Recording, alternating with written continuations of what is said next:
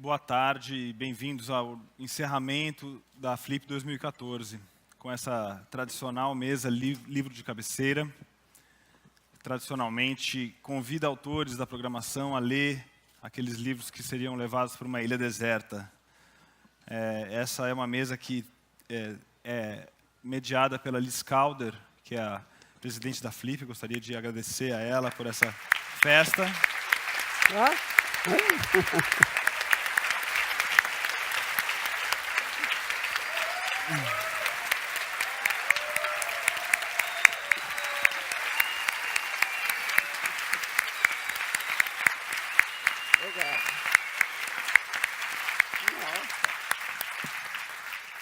Foi ela e o Lui e muitos amigos que inseminaram um grupo pequeno de pessoas aqui em Paraty, em São Paulo, para fazer a Flip, da qual eu tenho orgulho de participar. Essa mesa tem o apoio da Tech Original Design e está sendo transmitida nos telões externos, pela internet, está sendo coberta pelas redes sociais.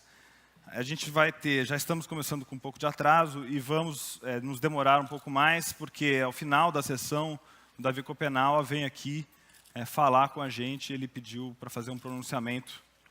Então eu peço a vocês, por favor, enfim, não preciso pedir para que a gente ouça ele, né? Muito obrigado a todos e até o ano que vem.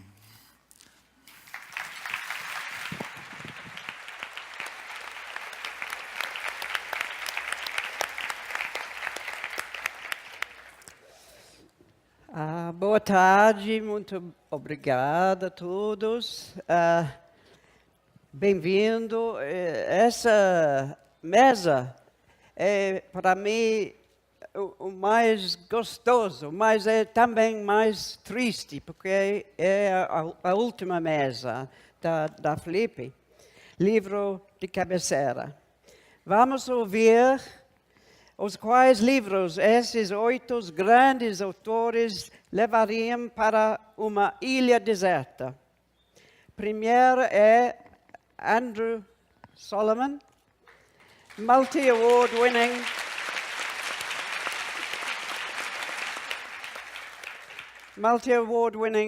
writer, journalist, essayist, and a general great man.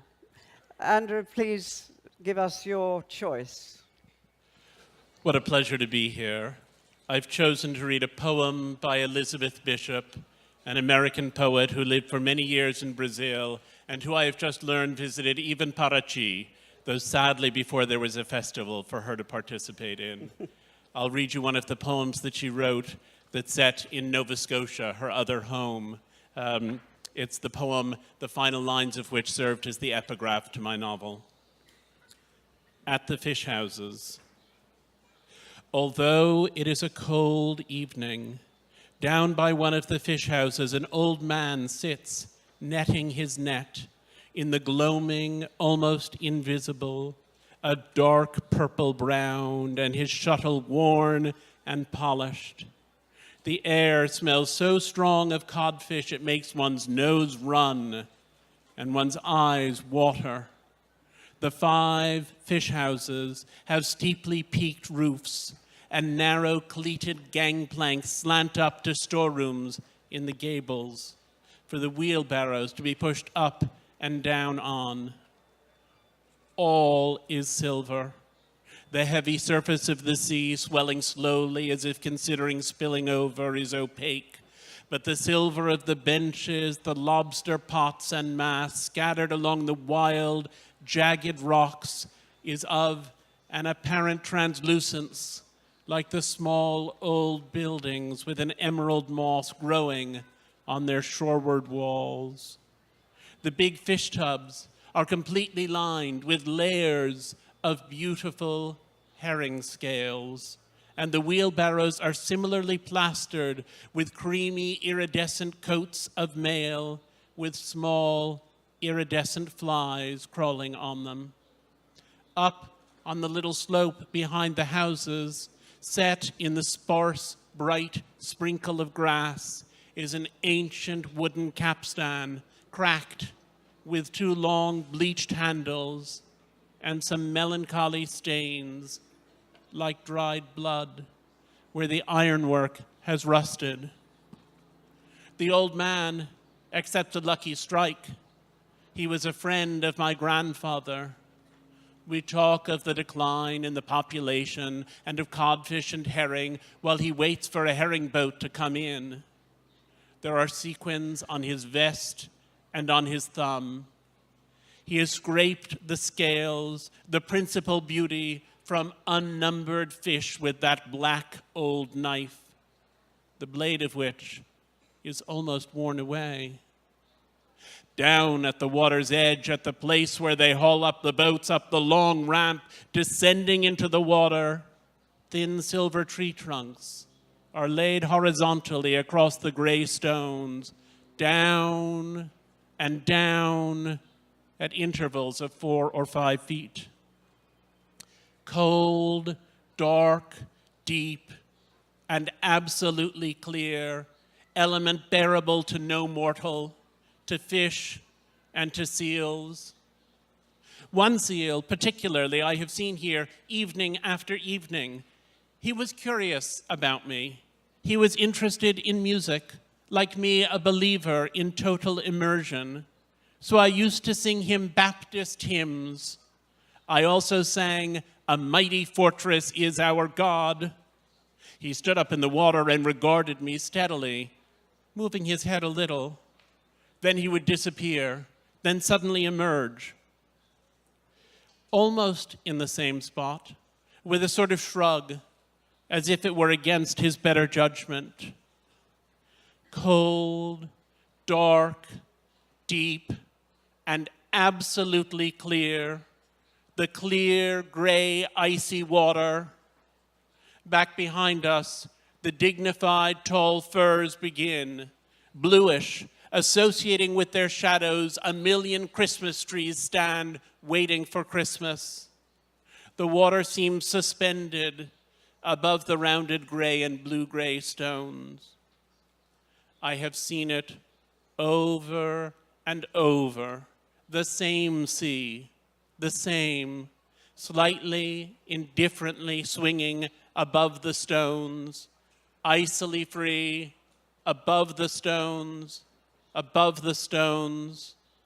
and then the world.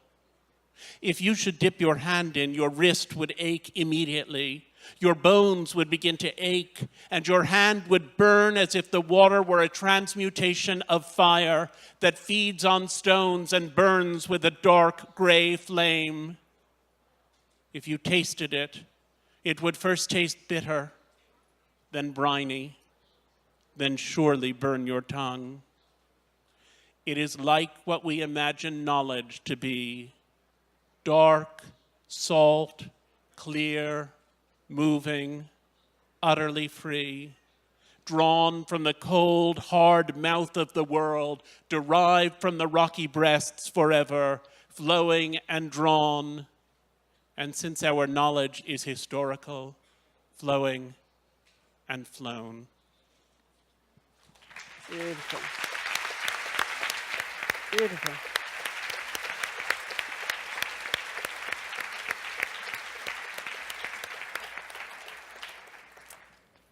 Agora, Eduardo Viveiros de Castro, the great Brazilian anthropologist, will give us his choice. Thank you.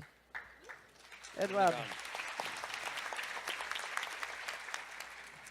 Eu escolhi ler uma página de um sermão do Padre Antônio Vieira, que, como vocês sabem, foi o maior orador sacro que o Brasil já teve, talvez o maior orador sacro do barroco latino-americano, e que essa página vem do Sermão do Espírito Santo, um sermão no qual ele discorre sobre a dificuldade de converter os índios do Novo Mundo, os pagãos do Novo Mundo, que os jesuítas encontravam ao chegarem aqui, e contrasta essa dificuldade com o outro tipo de dificuldade que os jesuítas encontravam na Índia e na China. A página diz assim: eu lembro que o Antônio Vieira foi chamado por Fernando Pessoa de o imperador da língua portuguesa, isto é, o maior escritor de toda a língua portuguesa. o Vieira começa, ele diz assim: os que andastes pelo mundo e entrastes em casas de prazer de príncipes, veríeis naqueles quadros e naquelas ruas dos jardins 2 gêneros de estátuas muito diferentes, umas de mármore, outras de murta. A estátua de mármore custa muito a fazer, pela dureza e resistência da matéria. Mas, depois de feito uma vez, não é necessário que lhe ponham mais a mão. Sempre conserva e sustenta a mesma figura. A estátua de murta é mais fácil de formar, pela facilidade com que se dobram os ramos. Mas é necessário andar sempre reformando e trabalhando nela, para que se conserve. Se deixa o jardineiro de assistir, em 4 dias sai um ramo que lhe atravessa os olhos, sai um outro que lhe descompõe as orelhas, saem 2 que de 5 dedos lhe fazem 7, e o que pouco antes era um homem, já agora é uma confusão verde de murtas. Eis aqui a diferença que há entre umas nações e outras na doutrina da fé. Há umas nações naturalmente duras, tenazes e constantes, as quais dificultosamente recebem a fé e deixam os erros dos seus antepassados, resistem com as armas, duvidam com o entendimento, repugnam com a vontade, cerram-se, teimam, argumentam, replicam, dão grande trabalho até se renderem. Mas, uma vez rendidas, uma vez que receberam a fé, ficam nela firmes e constantes, como estátuas de mármore. Não é necessário trabalhar mais com elas. Há outras nações, pelo contrário, e estas são as do Brasil, que recebem tudo o que lhes ensinam com grande docilidade e facilidade, sem argumentar, sem replicar, sem duvidar, sem resistir. Mas são estátuas de murta, que, em levantando a mão e a tesoura o jardineiro, logo perdem a nova figura e tornam a bruteza antiga e original, e a ser mato como antes eram.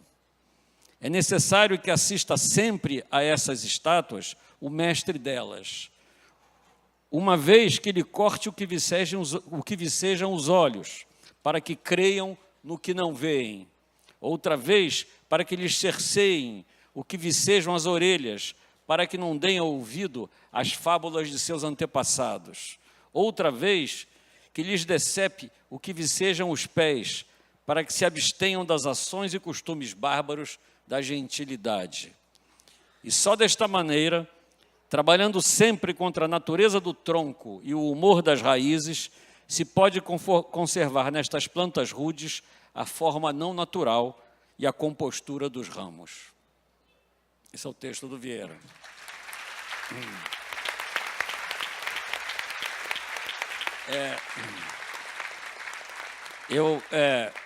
Não sei se é necessário explicar, o Vieira está levantando aí um tópico que se tornou célebre na literatura missionária e não missionária sobre o caráter dos índios brasileiros, a saber, o fato da sua inconstância, de que o problema deles não era uma outra fé, mas era a total indiferença à fé. Como diz o Vieira, a gente dessa terra, eu cito de novo, é a mais bruta, a mais ingrata, a mais inconstante, a mais avessa, a mais trabalhosa de ensinar de quantas há no mundo, diz ele. E diz ele, outros gentios, outros pagãos, são incrédulos até crer. Os Brasis, que era como se chamavam os índios brasileiros, os Brasis, ainda depois de crer, continuam incrédulos. Ou seja, esse tema, a ideia de que os índios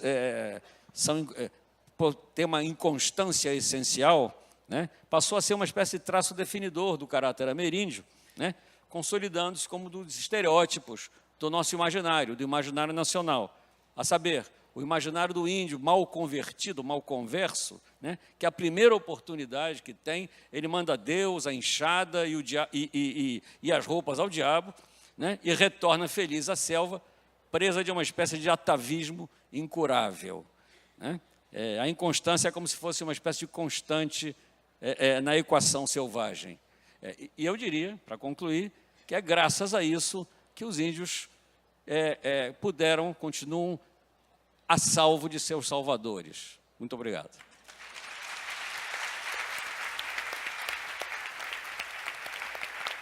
Obrigada, Eduardo. Agora, Edgar Keret, the voice of the new generation from Israel. We are very happy you're here. You are a long line of great Israeli writers who have been in Flip, David Grossman and Amos Oz and A.B. Yoshua. Yeshua. Please give us your... Yeah, first of all, thanks. I like the fact that we pass the microphone. It's as close as I get to smoking a joint with all those great writers, so it's a nice ceremony. And I would just for the record, I want to say that if I ever go to a deserted island, you know, the last thing I would take with me would be a book, you know. I would rather have a sunblock or, you know, or some extra food or a lighter instead, but when I had to pick a book, or I actually picked a Metamorphosis, a Kafka's Metamorphosis and Other Stories, and about 10 days ago, during the Gaza war, I was just working on a piece for Israeli press that later came out in the New Yorker, and my next door neighbor came and tried to convince me not to publish it. Because right now in Israel there is a very strong and anti-left-wing sentiment. People are hurting. They don't want to have any ambiguity introduced to the conversation. And when he talked to me, he said to me, "Are you truly that megalomaniac that you think that your book is your 1,000 words or 2,000 words are going to change anything? You really think that people are going to read it and then transform and become peace-loving and they lay down your arms because you're going to eat so much crap for this, you know, you're going to suffer so much for it. For what? Nobody really cares. You know, the power of the word is overestimated, and it has been overestimated over the years. There are no books that can stop a bullet or a bomb.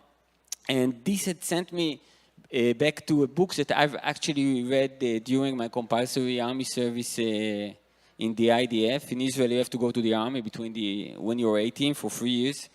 And when I was there, I always felt I was like the worst soldier in the universe. And then somebody who felt sorry for me gave me a book, which is a fiction book, but based on a true experience of somebody who was even a worse soldier than I was. And that was Kurt Vonnegut's book, Slaughterhouse 5. And after the conversation with my neighbor, it sent me right into a paragraph that I've read almost 30 years before, but I kind of remembered very vividly. And it's in the introduction of the book. You know, I'm going to read a short piece from the beginning, but I just wanted to read this paragraph. And in this paragraph, Kurt Vonnegut, who was an American war prisoner in Dresden, which was heavily bombarded during the war, it was the most destructive attack during World War II. The number of people who died there was much greater than people who died in the atomic bomb thrown over Hiroshima and Nagasaki. Went on with this feeling that he has to write a book about it. And in the introduction, he talks a little bit about the process of writing the book. And in this paragraph, the paragraph goes like this. Over the years, people I've met have often asked me what I'm working on, and I've usually replied that the main thing was a book about Dresden. I said that to Harrison Starr, the movie maker, one time, and he raised his eyebrows and he inquired, "Is it an anti-war book?" "Yes," I said, "I guess." You know what I say to people when I hear they're writing anti-war books? "No, what do you say, Harrison Starr?" I say, "Why don't you write an anti-glacier book instead?" What he meant, of course, was that there will always be wars, that they were as easy to stop as glaciers. I believe that too. And I guess reading this paragraph gave me some comfort that I guess throughout the years, you cannot stop wars, but you cannot stop people writing against wars. So I guess that's the way things are. So I'm going to read just the beginning of the introduction of that book. All this happened more or less. The war parts, anyway, are pretty much true. One guy I knew really was shot in Dresden for taking a teapot that wasn't his. Another guy I knew really did threaten to have his personal enemies killed by a hired gunman after the war. And so on. I've changed all the names. I really did go back to Dresden with Guggenheim money in 1967. It looked a lot like Dayton, Ohio. More open spaces than Dayton has. There must be tons of human bone meal in the ground. I went back there with an old war buddy of mine, Bernard V. O'Hara, and we made friends with a cab driver who took us to the slaughterhouse where we had been locked up at night as prisoners of war. His name was Gerhard Muller. He told us that he was a prisoner of the Americans for a while. We asked him how it was to live under communism, and he said that it was terrible at first because everybody had to work so hard and because there wasn't much shelter or food or clothing. But things were much better now. He had a pleasant little apartment, and his daughter was getting an excellent education. His mother was incinerated in the Dresden firestorm. So it goes. He sent O'Hara a postcard at Christmas time, and here is what it said. I wish you and your family, also to your friend, Merry Christmas and a Happy New Year. And I hope that we will meet again in a world of peace and freedom, in the taxi cab, if the accident will. I like that very much, if the accident will. Thank you.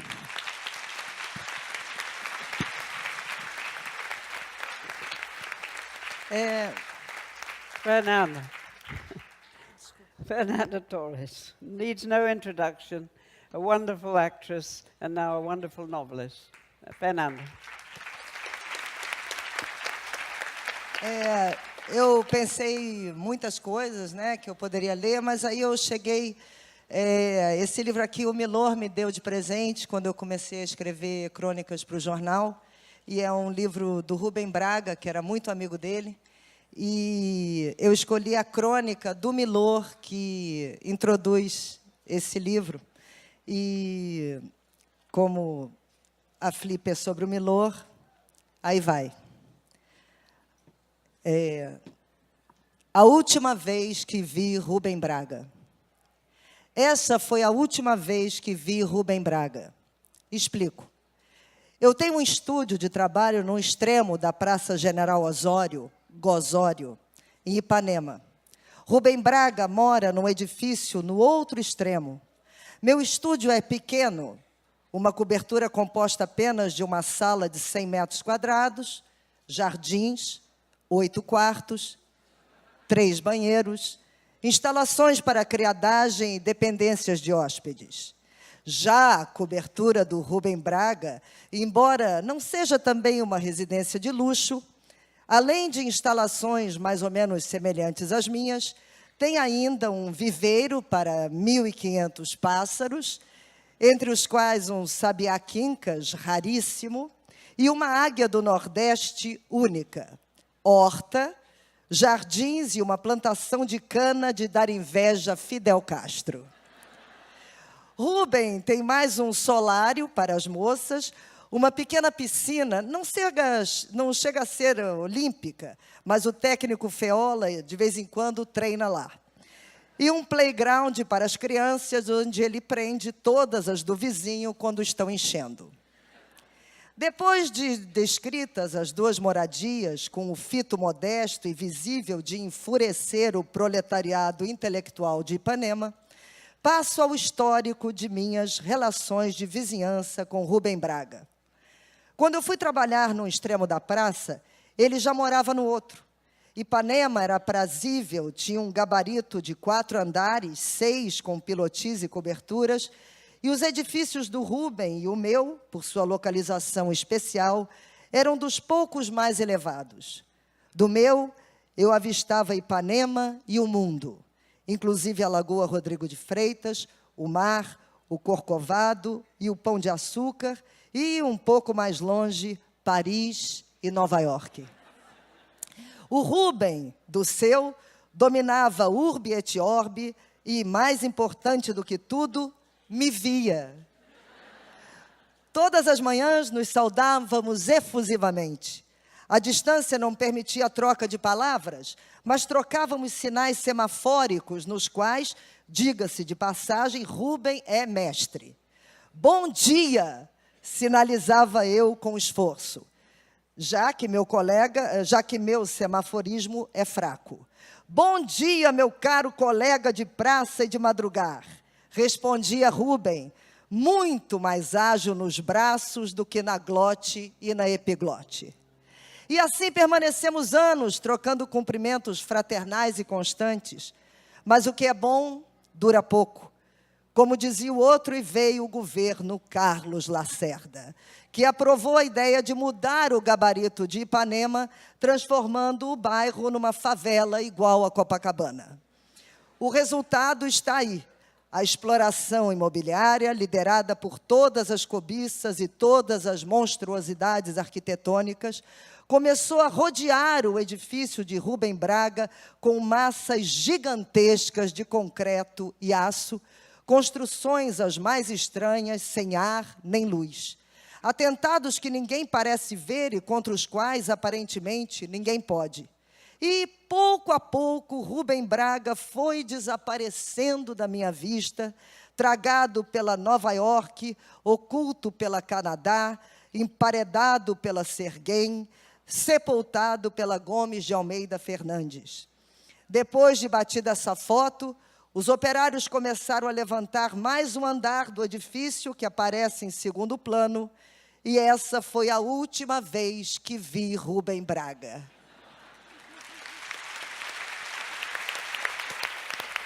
Obrigada, Fernanda.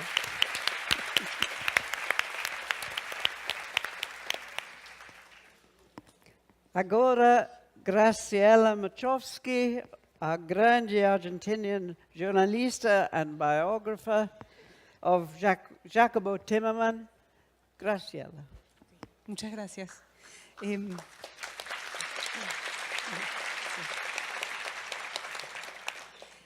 Voy a leer de mi ebook aquí. Un poco de contexto antes, el fragmento que voy a leer pertenece a la novela La condición humana de André Malraux. La novela cuenta una masacre durante la Guerra Civil China a fines de los años 20. El ejército de Chiang Kai-shek ha tomado Shanghái y está deteniendo y ejecutando a los obreros y sindicalistas del Partido Comunista. Y en el fragmento que les voy a leer, los comunistas derrotados están esperando ser llevados a una muerte terrible, van a ser quemados vivos. Y uno de los protagonistas, un comunista ruso llamado Katov, tiene una pastilla de cianuro que puede ahorrarle ese final espantoso y esa muerte tan dolorosa y tan terrible, pero decide en vez dárselo a otros dos compañeros que están con él y que tienen mucho miedo. Yo leí este pasaje cuando tenía 25 años en la antesala de mi dentista que iba a sacarme 2 muelas de juicio y mientras lo leía pensaba quién que yo conozca entregaría su pastilla de cianuro en lugar de tomársela y pensé algo más aterrador que fue que si yo entregaría la pastilla de cianuro.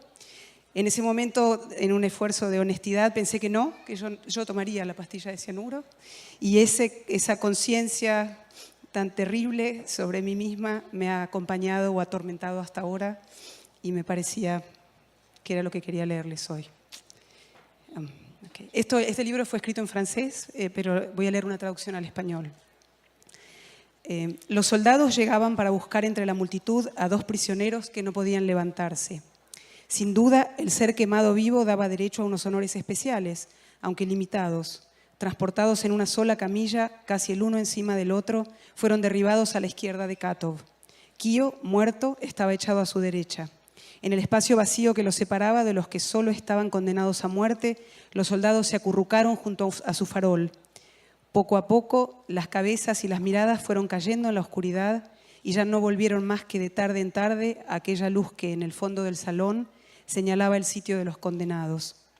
Katov, después de la muerte de Kio, que había respirado por lo menos durante un minuto, se sentía arrojado a una soledad tanto más fuerte y dolorosa cuanto que estaba rodeado de los suyos.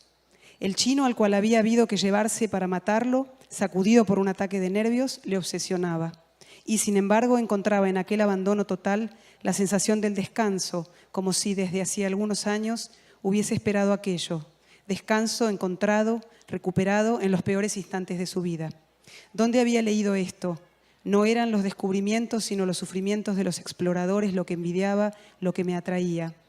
Como para responder a su pensamiento, por tercera vez, el silbido lejano llegó hasta el salón. Sus dos vecinos de la izquierda se sobresaltaron, unos chinos muy jóvenes. Uno de ellos era Suen, al que no conocía más que por haber combatido con él en la permanencia. El segundo le era desconocido, no era Pei. ¿Por qué no estaban con los demás? ¿Organización de grupos de combate?, preguntó. Atentado contra Chiang Kai-shek, respondió Suen. ¿Con Chen?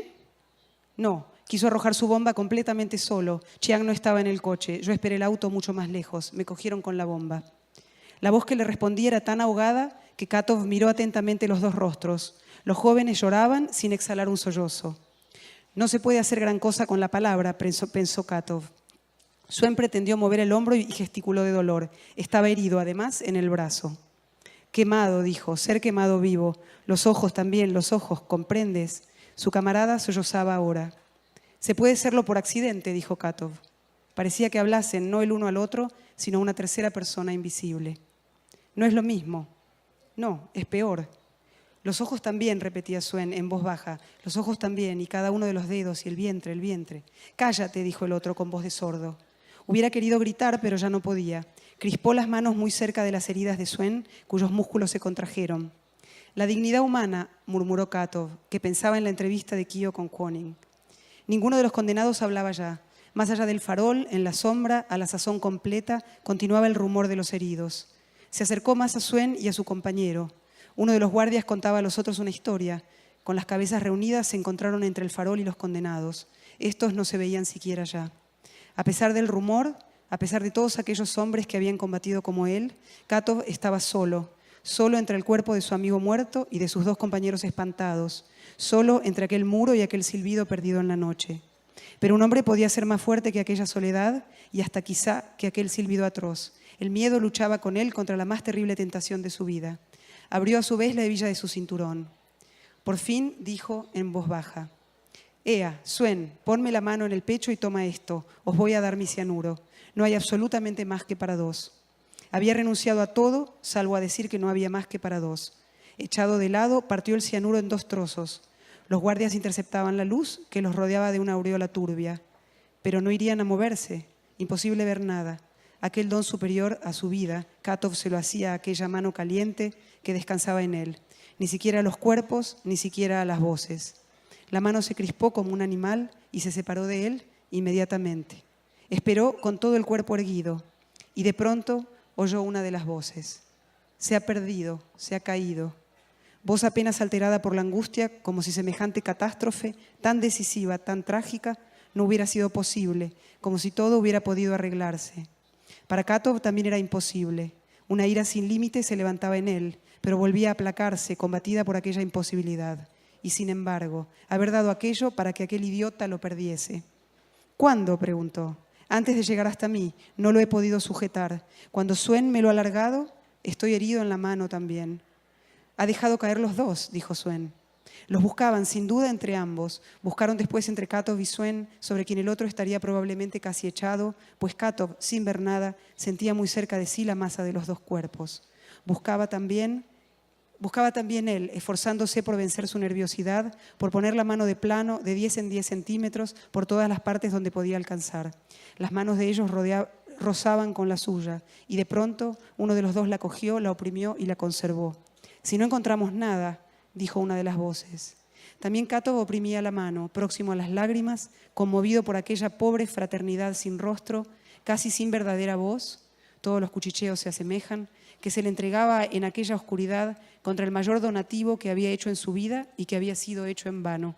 Aunque Swen continuaba buscando, las dos manos permanecían unidas. La opresión se convirtió de pronto en crispación. Aquí está, oh resurrección. Pero, ¿estás seguro de que no son guijarros?, preguntó el otro. Había muchos trozos de yeso por el suelo. Trae, dijo Katov. Con las yemas de los dedos reconoció las formas. Las devolvió. Estrechó con más fuerza la mano que buscaba de nuevo la suya y esperó, temblándole los hombros y castañeteándole los dientes. Con tal de que el cianuro no esté descompuesto a pesar del papel de plata, pensó. La mano que tenía cogida retorció de pronto la suya y, como si hubiese comunicado por su mediación con el cuerpo perdido en la oscuridad, comprendió que éste se distendía. Envidiaba aquella asfixia convulsa. Casi al mismo tiempo, el otro, un grito ahogado al que no puso atención nadie. Luego, nada. Katov se sintió abandonado. Se volvió boca abajo y esperó. El temblor de sus hombros no cesaba.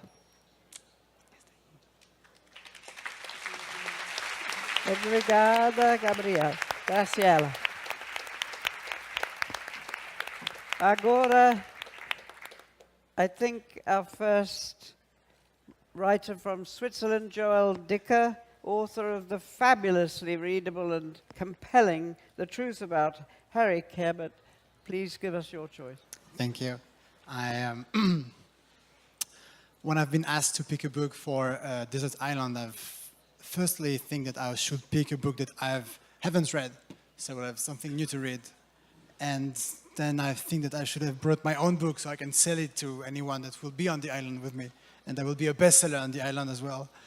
And finally, I decided that I would like to pick a book that is very important for me because I'm recommending this book to anybody that is asking me, I don't know why, but asking me tips to be an author.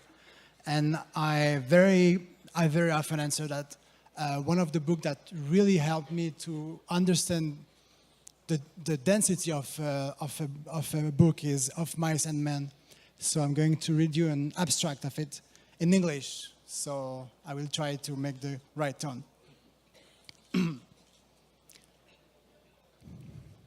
Lenny looked timidly over to him. George? Yeah, what you want? Where are we going, George? The little man jerked down the brim of his hat and scowled over at Lenny. So you forgot that already, did you? I gotta tell you again, do I? Jesus Christ, you're a crazy bastard. I forgot, Lenny said softly. I try not to forget. Honest to God I did, George. Okay, I'll tell you again. I ain't got nothing to do. Might just as well spend all my time telling you things and then you forget them and I tell you again. Tried and tried, said Lenny, but it didn't do no good. I remember about the rabbit, George. The hell with the rabbits. That's all you ever can remember is the rabbit. Okay, now you listen, and this time you got to remember so we don't get in no trouble. You remember sitting in that gutter on Howard Street and watching that blackboard. Lenny's face broke into a delighted smile. Why, sure, George, I remember that, but what we do then? I remember some girls come by and you say, the hell with what I say. You remember about us going into Murray and Reddy's and they give us work cards and bus tickets. Oh, sure, George, I remember that now. His hands went quickly into his side coat pockets. He said gently, George, I ain't got mine. I must have lost it.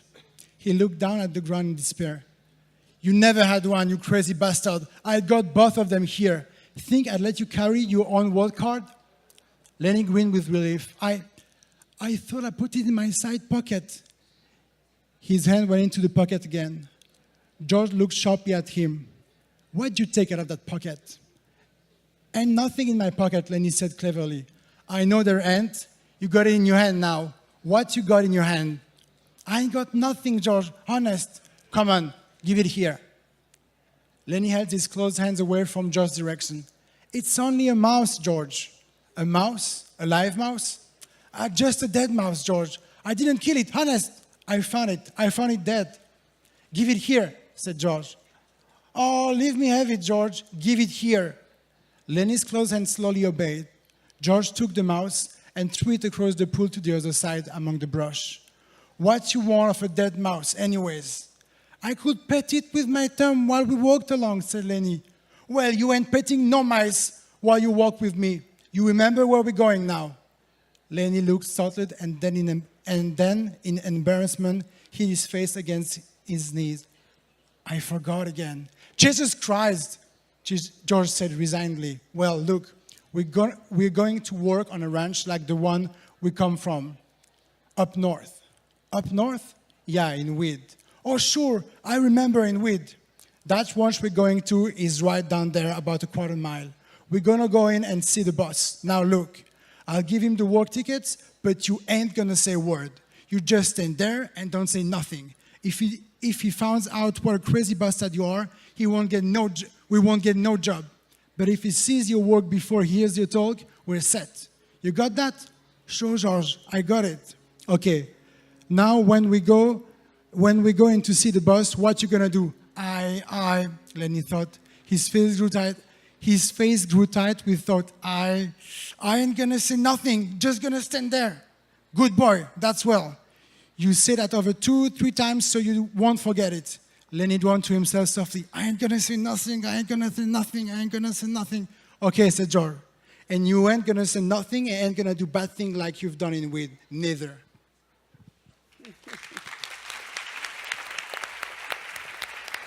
Thank you very much, Joel. Agora João Viloro, Mexico's greatest living writer. Here we go. Buenas tardes. En el caso concreto de que estuviera yo en una isla desierta, seguramente no me gustaría tener una gran obra literaria, sino algún libro de autoayuda para escapar de la isla desierta. Pero aceptando el reto simbólico de escoger un libro que tenga esta condición única, pensé en uno en donde hay un pasaje donde el mundo entero se convierte en una isla desierta.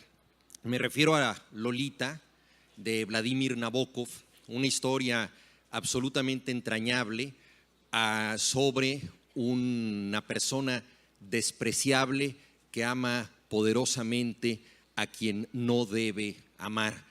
Es una historia donde condenamos los actos del personaje y al mismo tiempo lo perdonamos, lo entendemos, lo exoneramos por amar de la manera en que lo hace. Se trata de un libro excepcional y voy a leer 3 párrafos en donde se condensa el destino de Humbert Humbert, el narrador de la historia.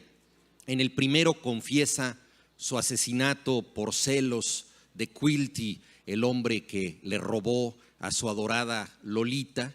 En el segundo es detenido y en el tercero es donde ocurre esta sensación de que todo el mundo se transforma en un vacío.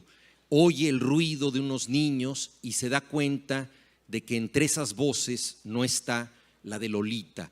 El mundo se ha convertido en un sitio sin ella. La soledad de alguien que ha perdido a un amado convierte el mundo en una isla desierta. Hay 2 extrañas relaciones en la novela con mi país, con México. La primera de ellas es que Lolita fue concebida en la luna de miel que sus padres tuvieron en Veracruz, México, y por eso se llama Lolita, y por eso la casa a donde va a vivir Humbert Humbert, donde le alquilan un cuarto, está llena de recuerdos de México, sombreros de charro, cobijas mexicanas, cosas de ese tipo. Y la otra es que cuando Humbert Humbert, en una mezcla de seducción y secuestro, lleva a Lolita por distintos lugares de Estados Unidos, se acerca a la frontera con México y decide no cruzarla. Sabe que si lo hace probablemente ya no lo van a poder detener, pero le parece demasiado peligroso llegar a mi país. Voy a leer en español, Christopher lo hará en el original en inglés y Alicia en portugués, nuestros traductores que tanto nos han ayudado. Y bueno, quise que también ustedes oyeran la versión de esta historia en el idioma que Lolita nunca llegó a oír, pero que la rodeó cuando fue concebida en México. Lo que sigue es un poco más vulgar e insulso. Bajé lentamente la cuesta y después me encontré marchando con el mismo ritmo perezoso en dirección opuesta a Parkington. Había dejado el impermeable en el boudoir y a mi compinche en el cuarto de baño. No era una casa donde me habría gustado vivir. Me pregunté ociosamente si algún cirujano de genio no podría alterar su carrera y quizá el destino todo de la humanidad reviviendo a Quilty. Clair obscure. No es que me importara, en general quería olvidar la cosa.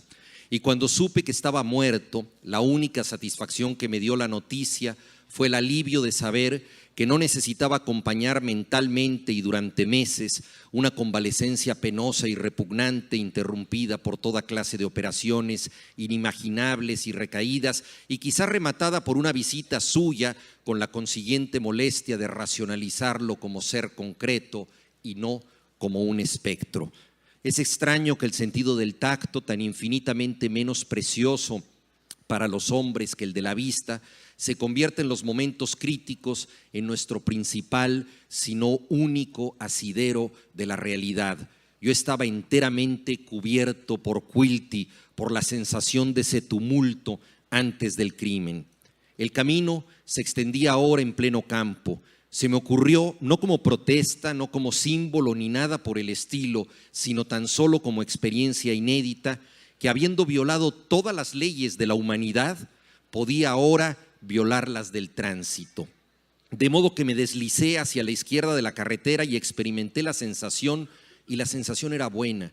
Era una placentera fusión diafragmática con elementos de vaga tangibilidad, todo sostenido por la idea de que nada podía estar más cerca de una eliminación de las leyes físicas esenciales que conducir deliberadamente por el lado prohibido de la calle.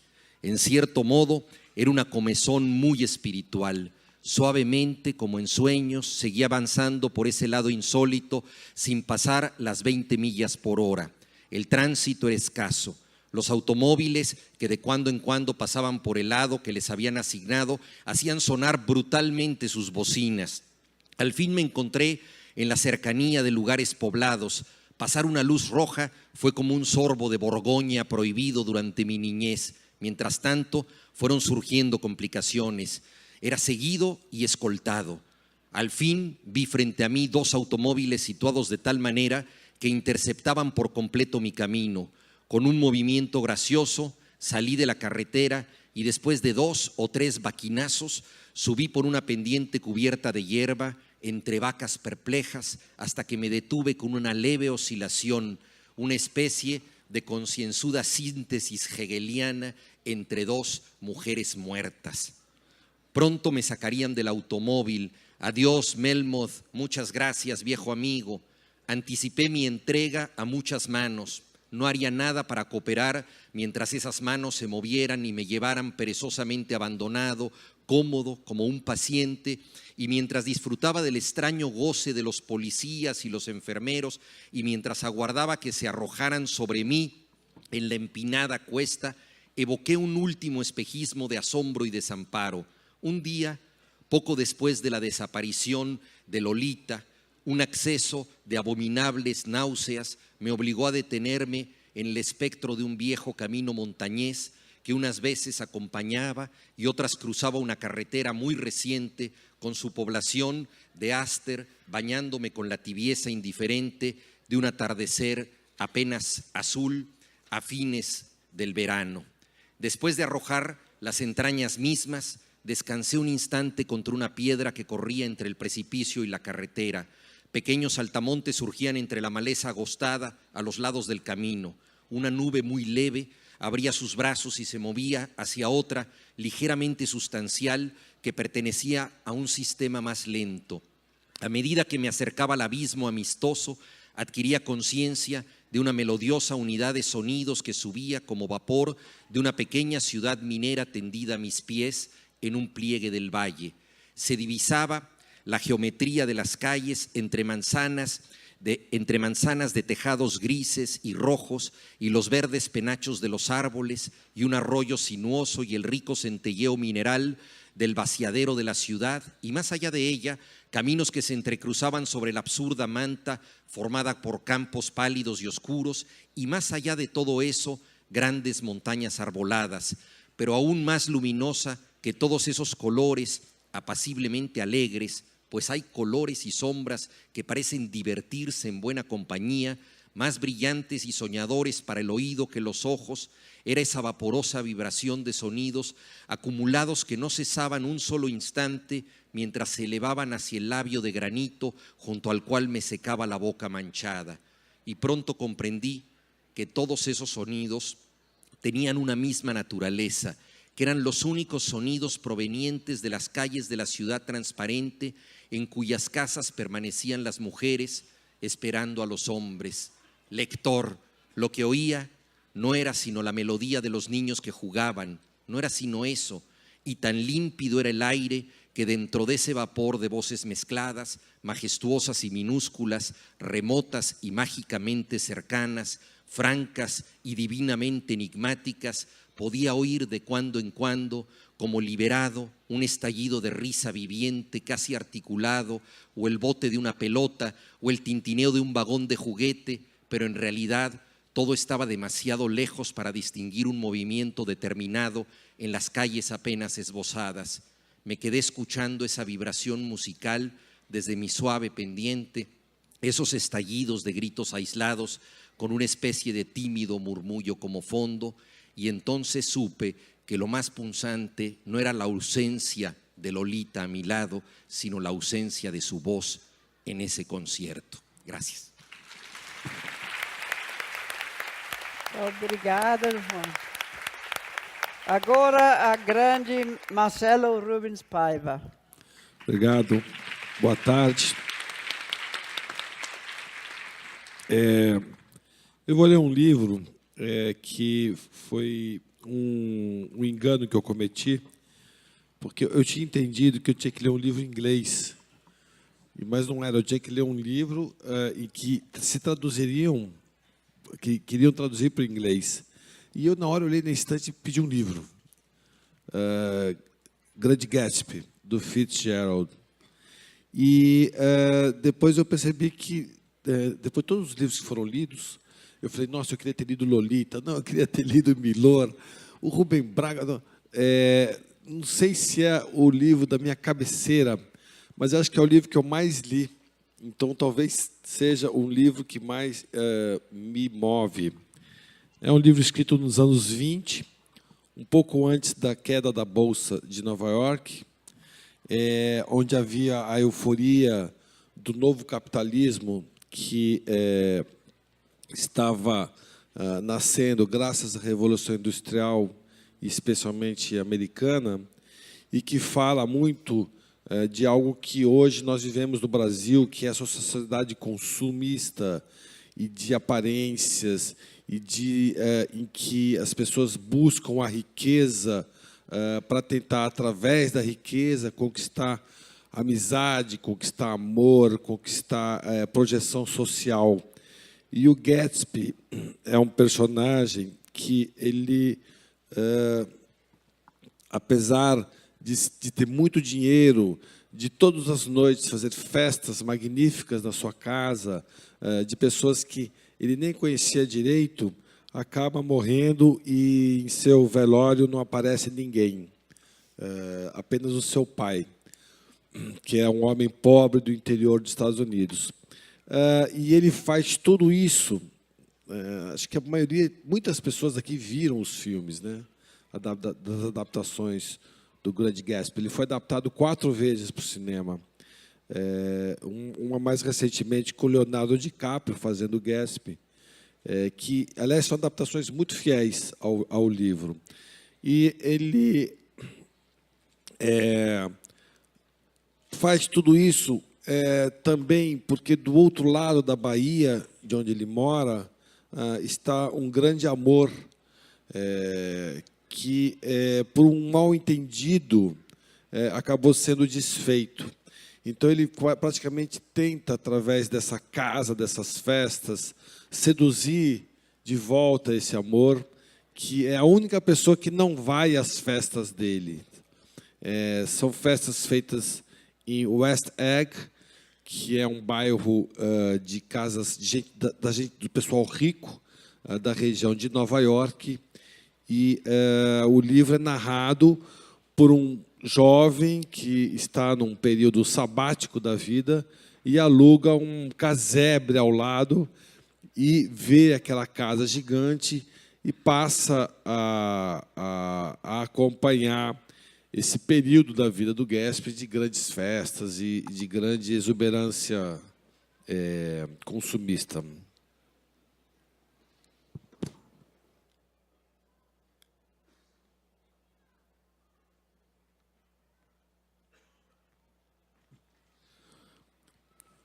Eu vou ler 2 trechos, do começo e do fim do livro. Já era verão profundo nos telhados das casas e nos pátios das garagens da beira da estrada, onde novas e vermelhas bombas de gasolina se erguiam no meio de poças de luz. E quando cheguei à minha propriedade em West Egg, meti o carro debaixo do abrigo e sentei-me um momento sobre um aparador de grama abandonado no pátio.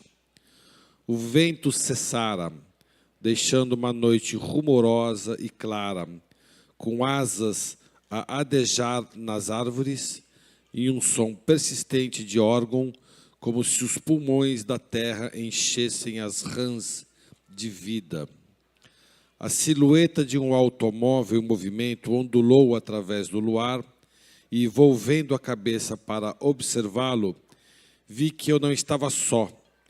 A 50 pés de distância, um vulto surgira das sombras da mansão do meu vizinho e estava parado, as mãos nos bolsos, a admirar o pontilhar prateado das estrelas. Havia em seus movimentos tranquilos e na posição segura com que firmara os pés no gramado, algo que sugeria estar ali o próprio Sr. Gatsby, que saíra de casa a fim de constatar qual o quinhão que lhe cabia de nosso céu local. Resolvi chamá-lo. Miss Baker referia-se a ele durante o jantar, e isso serviria como uma apresentação, mas não o chamei, pois que ele subitamente me deu a impressão de que se sentia contente de estar sozinho. Estendeu os braços de uma maneira curiosa em direção à água escura e, apesar de me encontrar bastante distante dele, poderia jurar que ele se achava trêmulo. Involuntariamente, olhei em direção ao mar e não distingui coisa alguma, exceto uma única luz verde, minúscula e distante, que bem poderia ser a extremidade de um ancoradouro. Quando tornei a olhar para Gatsby, ele havia desaparecido, e eu, de novo sozinho, na inquieta escuridão. Bom, eu esqueci de falar que essa é a tradução do Breno Silveira, e quem está ouvindo em inglês está ouvindo o original. Aí eu vou para o final.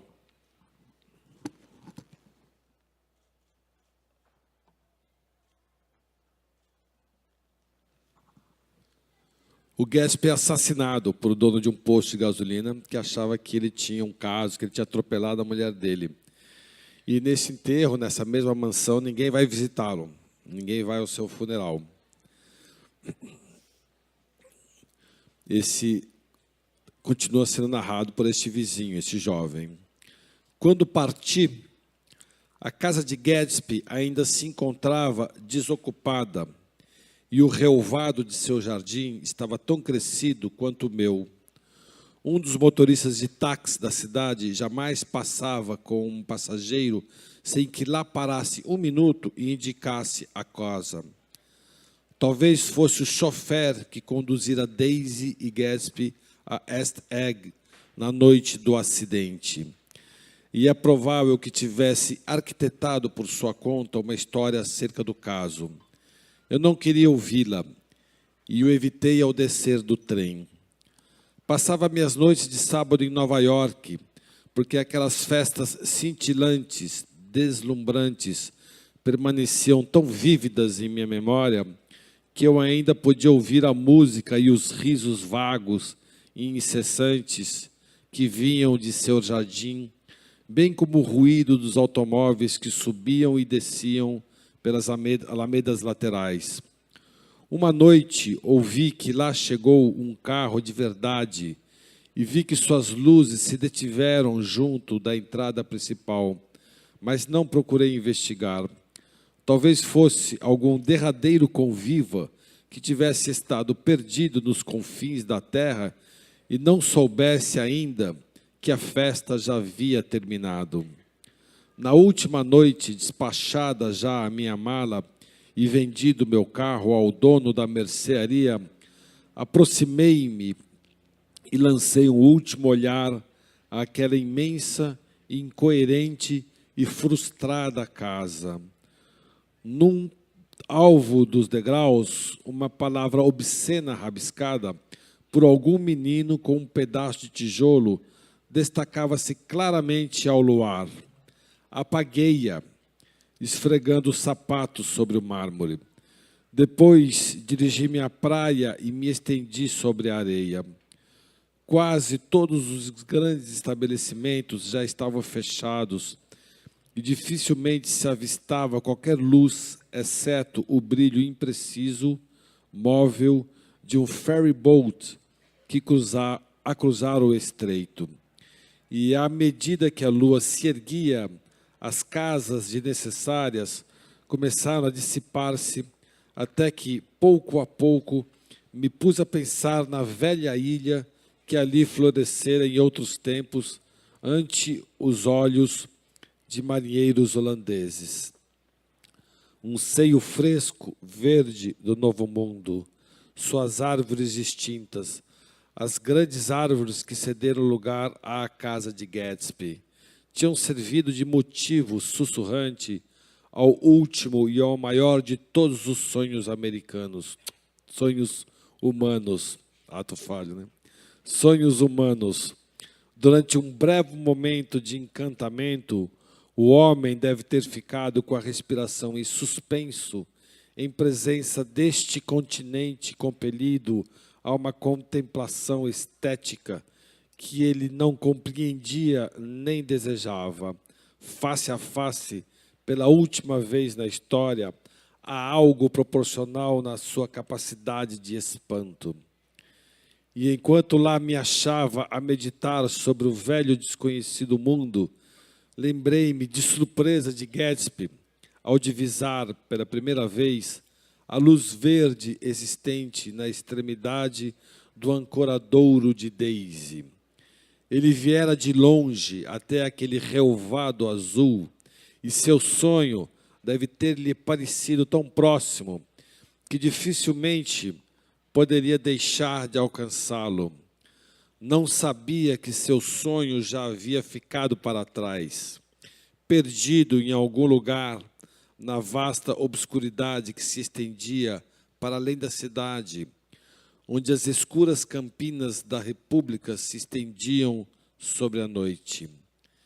Gatsby acreditou na luz verde, no orgiástico futuro que, ano após ano, se afastava de nós. Esse futuro nos iludira, mas não importava.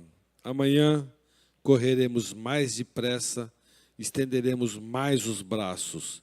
E uma bela manhã, e assim prosseguimos botes contra a correnteza, impelidos incessantemente para o passado. Scott Fitzgerald. Obrigada, Marcelo. E obrigada a todos. Obrigado aos autores pela leitura. Eu peço que permaneçam em suas cadeiras, porque nós vamos ouvir, o Davi vai entrar logo mais. Eu queria apenas dizer que entre os grandes autores que a gente perdeu esse ano também estava o Eduardo Coutinho, que esteve na Flip no ano passado e morreu tragicamente em janeiro. Fizemos uma homenagem a ele na oficina literária. E gostaria de agradecer também ao Ivan Fernandes, a Wanda Rubino e a Paula, que é a irmã do Ivan, pela abertura e pela generosidade com que eles se juntaram a nós nessa homenagem. Muito obrigado à família do Milor. E eu gostaria de chamar ao palco, então, o Davi Copenau, por favor. Davi.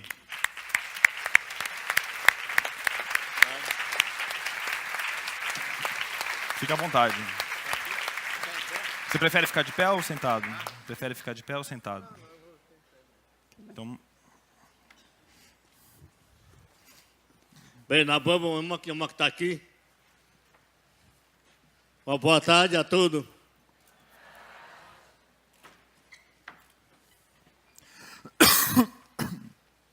Então, eu vou falar um pouco. Vou falar um pouco que eu queria colocar cada pensamento de vocês, seus corações. Aqui tem muita gente misturado, brasileiro, estrangeiro, carioca, paulista, todo o país estão aqui. Então, eu queria dar uma mensagem para todos vocês sobre a ameaça com o meu povo Yanomami e junto comigo.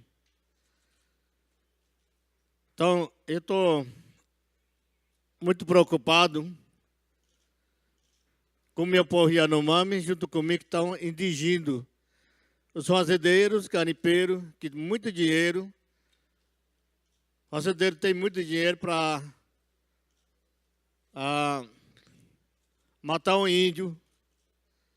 Eu não queria, mas eu não quero repetir como aconteceu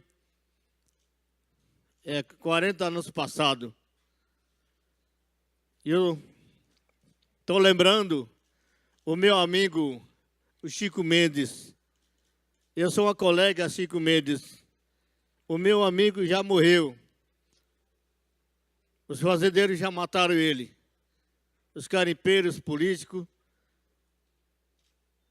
já mataram meu amigo que lutava, que defendia a floresta, defendia o direito, o povo dele. Então, eu sou amigo dele. Eu queria dar uma mensagem assim, para você fazer manifestação, chamar a atenção o governo brasileiro, o presidente Dilma, e junto com o senador Romero Jucá, acho que vocês conhecem ele. Cada lugar eles têm um dedo enviado com os capital. Onde tem o ouro, onde tem o minério, onde tem a riqueza da terra. Tá? Então, ele é uma chefe, da... Romero Jucá é um senador, ele é uma chefe do governo. Você sabe muito bem. Eu sou Yanomami, mas eu estou sabendo o que ele faz. O filho dele, a filha de Jucá, ele mora lá em Roraima. Então, ele está mandando os garimpeiros entrar na terra Yanomami. Quando entrar os garimpeiros na terra minha, nós, da FUNAI, a Rutucara Associação Yanomami, fica brigando com ele. Ele não pode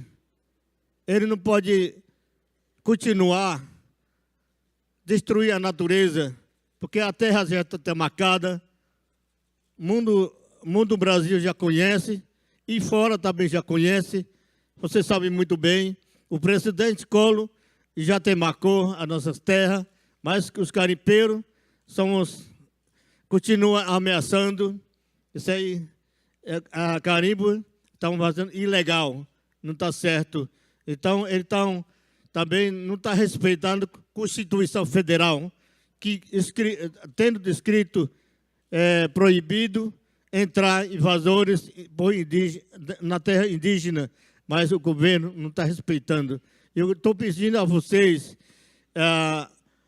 proteger o meu povo Yanomami junto comigo, mas eu, Yanomami, eu não sou bicho, eu não sou cachorro, eu não sou de qualquer bicho, não. Eu sou gente, sabe falar, sabe lutar, sabe reclamar, sabe defender o país nosso, sabe, proteger a nossa montanha, nossas florestas, nossa saúde. E eu sou assim. E eu não queria as políticas de Boa Vista, o governador de Roraima está deixando acontecer, assim, ameaça liderança que luta a nosso país, tá? Isso aqui eu queria colocar nos seus pensamentos, no seu coração, vocês pensarem, vocês conversar, que imprensa estão aqui, jornais estão aqui para ajudar o povo indígena brasileiro. Isso que eu queria colocar nos seus pensamentos para lutar junto com nós. Se vocês não ajudarem o povo indígena, eu acho que o mundo não vai funcionar bem. Sem índio, nosso mundo não vai funcionar. Isso que eu queria colocar. Eu agradeço muito. As pessoas estão aqui escutando.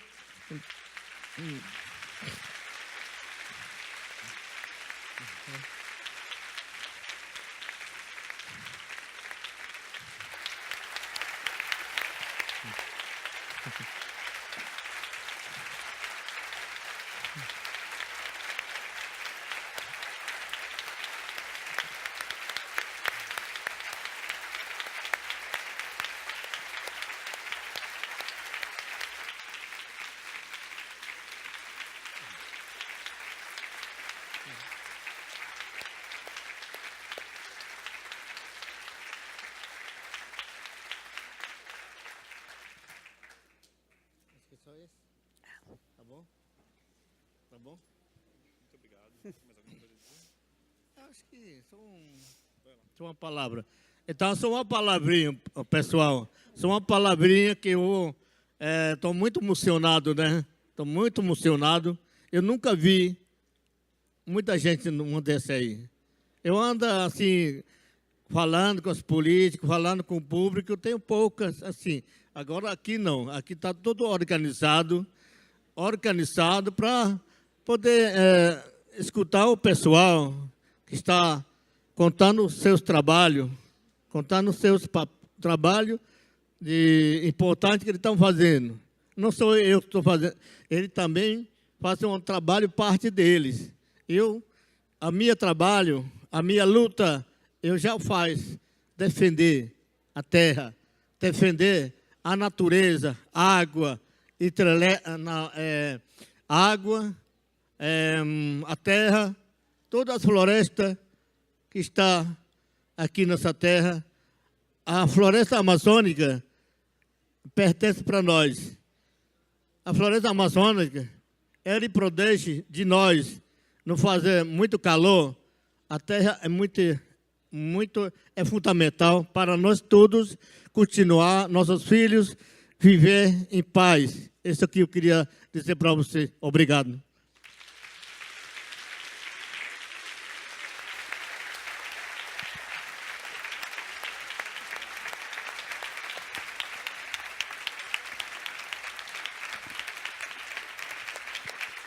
Muito bom. Muito bom. Muito obrigado a todos.